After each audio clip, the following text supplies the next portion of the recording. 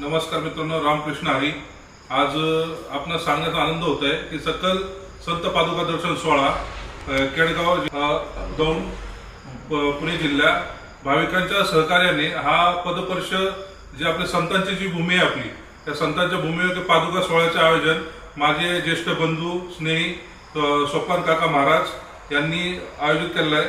तरी आपण सर्व नागरिकांनी सगळ्यात जास्ती तन मन धनाने सर्वांनी एकत्र यावं आणि या संतांच्या पद पावन धरतीचे जे कार्यक्रम आज आयोजित केलेला आहे या कार्यक्रमाला सगळ्यांनी शोभा वाढवावी आणि संतांचे जे आशीर्वाद लाभले आणि संतांची जी मधुरवाणी आहे याचा आस्वाद घ्यावा आणि कार्यक्रमाची शोभा वाढवून ते संतांचे जे विचार आहेत जे आपण ऐकून ते अनुग्रहून आपण समोरच्याला जे सांगणार आहेत त्यामुळे जे विचारांची जी देवाणघेवाण आहे हे अतिशय सुंदर कार्यक्रम आयोजित केलेला आहे.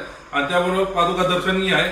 प्रत्येक महाराजांचे कोण ना कोण वंशज आहेत त्यामध्ये आणि ज्येष्ठ लोक आहेत त्यामध्ये काही राजकीय व्यक्ती आहेत, मोठे पदाधिकारी आहेत की ज्या लोकांना आपण नेहमी टीव्हीवरच बघतो असे व्यक्ती आहेत. तर सोपान महाराजांनी जे आज इथं जे आयोजन केलेलं आहे या आयोजनामध्ये म्हणतात ना एक कौतुकास्पद आहे.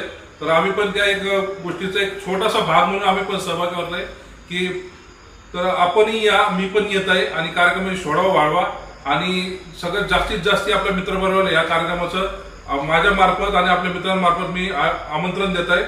तुम्ही या, मी येत आहे आणि मला बोलल्याबद्दल मी सोपान काका महाराजांचं मी खूप खूप आभार व्यक्त करतो की माझ्यासारख्या व्यक्तीला तुम्ही येऊन इन्व्हिटेशन दिलं. म्हणजे तुमचा मी लहान भाऊ असला तर तुम्ही तो मानपण मला दिला तो मी आयुष्यभर तुमचा ऋणी राहील आणि असंच तुमच्या सहकार्याची आणि जी म्हणतात ना पाठीवरची थाप असते मोठ्या भावाची याशी आयुष्यभर माझ्या मागे राहावे हेच आपणास नम्र विनंती आणि खूप खूप आपला आभारी.